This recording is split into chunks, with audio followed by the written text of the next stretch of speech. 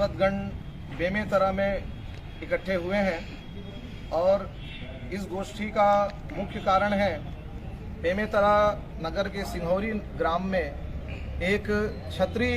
व्यासपीठ पर बैठ रहे हैं लिख करके अपना नाम पंडित ओम प्रकाश ठाकुर जी, और इसमें पूर्णतया रूप से ये संज्ञान में विषय आया है कि जिन्होंने इस आयोजन में सहयोग भी दिया है वो उनको ब्राह्मण समझ करके दिया है, क्योंकि अनेक कथावाचक ब्राह्मण अपने साथ वृंदावन आदि के ठाकुर जी आदि लिखते हैं। तो ये उन्होंने लोगों को अंधकार में रख करके ऐसा एक स्वरूप बनाया कि हम व्यासपीठ पर बैठ जाएं। पर लोक और परंपरा में हमारे व्यासपीठ की विधि रही है विरक्तो वैष्णवो विप्रह, विरक्त सन्यासी वैष्णव या ब्राह्मण व्यासपीठ पर अनादिकाल से नारायण की परंपरा से अधिकृत हैं। पर इस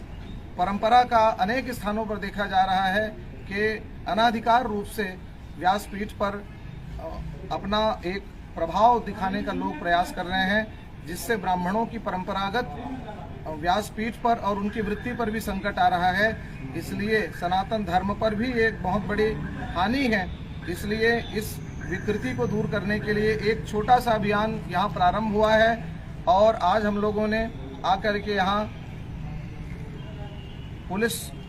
आदि के पास थाने में आकर के एक अपनी विज्ञप्ति, अपनी एक जानकारी इनको एक प्रेषित की है और आगे जिलाधीश के पास और तहसीलदार के पास भी इसकी एक एक प्रति दी जाएगी। और ऐसे विकृत परंपराओं को यहाँ सभी ब्राह्मण बाग बहारा से, दुर्ग से, रायपुर से, थान खमरिया से, सिमगा से और अन्य क्षेत्रों से सभी जितने भी यहाँ वैदिक विद्वान दिख रहे हैं, और साथ ही सर्व ब्राह्मण समाज के छत्तीसगढ़ के उपाध्यक्ष लेखमणि पांडे जी यहाँ उपस्थित हैं। बेमेतरा प्रकोष्ठ के सर्व ब्राह्मण समाज के अध्यक्ष किशोर शर्मा जी यहाँ उपस्थित हैं और इसमें अनेक लोगों का अनुमोदन है जो यहाँ किसी कारण से उपस्थित नहीं हो पाए हैं। और ये विकृत परंपरा 22 तारीख को यहाँ वो कथा आयोजित की जा रही है। हमने आयोजकों से भी चर्चा की पर एक निश्चित समाधान नहीं निकल पाया है, और अगर ये कथा 22 तारीख को आयोजित होती है तो जितने ब्राह्मण यहाँ दिख रहे हैं वो एक एक ब्राह्मण अनेक संख्या में यहाँ उपस्थित होंगे और अपने अस्तित्व की रक्षा के लिए, हम किसी का विरोध नहीं कर रहे हैं, हमारा ये सिद्धांत है सनातन धर्म का कि अपने अस्तित्व और आदर्श की हमको रक्षा करनी है, सबको अखंड मनाना है। ब्राह्मण ने सबको जोड़ा है, सबका कल्याण चाहा है, लेकिन आज ब्राह्मण के निश्चित मानदंडों पर जब कोई बात आती है तो हमको उसकी रक्षा के लिए खड़ा भी होना पड़ेगा। इसलिए इस वीडियो के माध्यम से हम सभी ब्राह्मणों को भी ये निवेदन करना चाहते हैं कि अपने अस्तित्व और आदर्श पर कोई बात आती है तो अपने निजी स्वार्थ से ऊपर उठ करके ऐसे प्रकल्पों में हमें जुड़ना पड़ेगा। लोक और समाज में अगर कोई विकृति प्रकट होती है तो उस विकृति के समन के लिए हमें आगे आना पड़ेगा।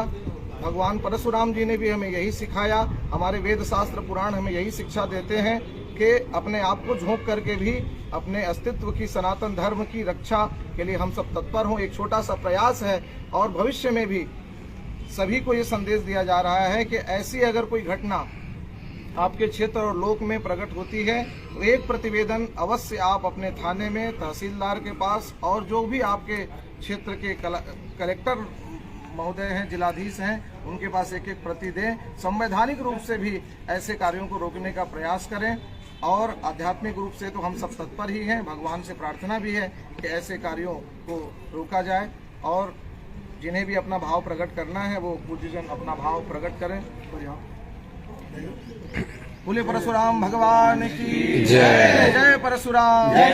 परशुराम, जय परशुराम, जय परशुराम, जय परशुराम, जय परशुराम। ये हम इसलिए नहीं कह रहे क्योंकि हम ब्राह्मण हैं, नहीं, ये शास्त्र कह रहे, वेद कह रहे। एक महात्मा हमें बताया करते थे, ब्राह्मण लात हरण के ही है, ब्राह्मण ही युद्धवंश उजारो, ब्राह्मण शोक समुद्र लियो, ब्राह्मण ही क्षत्रिय दल मारो, ब्राह्मण पैठ पताल चलो, ब्राह्मण ही 60,000 जारियो, ब्राह्मण से मत बैर करो, कोई ब्राह्मण से परमेश्वर हारो। महापुरुष